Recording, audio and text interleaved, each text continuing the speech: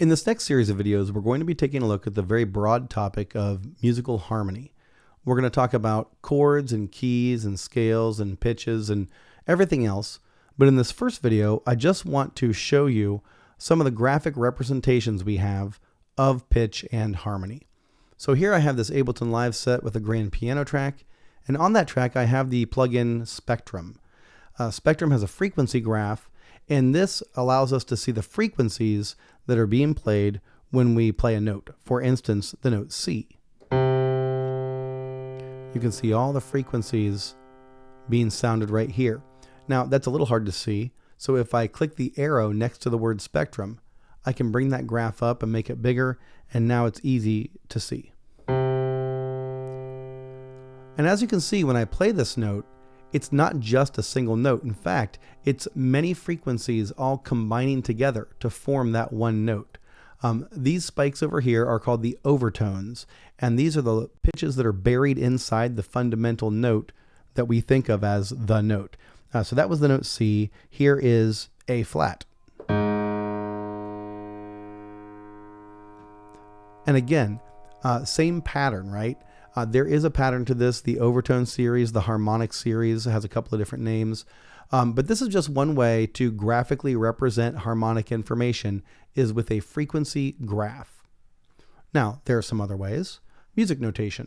If you have taken band, choir, or orchestra, you are undoubtedly familiar with this. If you studied piano or another instrument, you can see the musical staff here. We have the treble clef, so the pitches are going to be higher on the right hand of the piano, if you will. And each line in space is a different pitch or a different set of frequencies.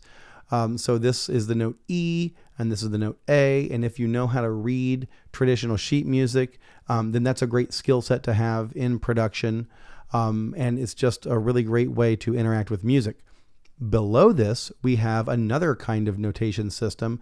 This is tablature, and this is what a lot of guitar players use.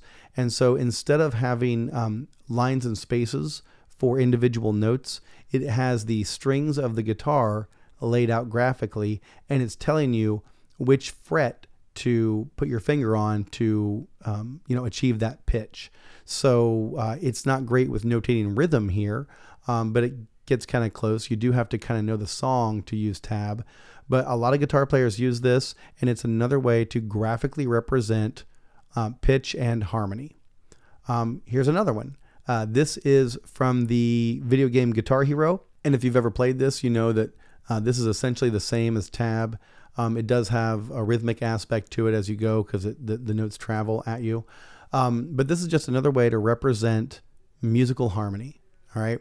Now, the primary way that we're going to engage with pitch and harmony in this course is with the MIDI editor.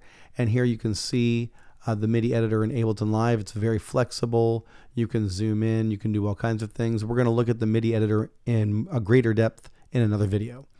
But these are some ways that we can graphically represent what we hear, how pitches come together, how they're higher or lower, and all that. So in the next few videos, we're going to be taking a deeper dive into this topic.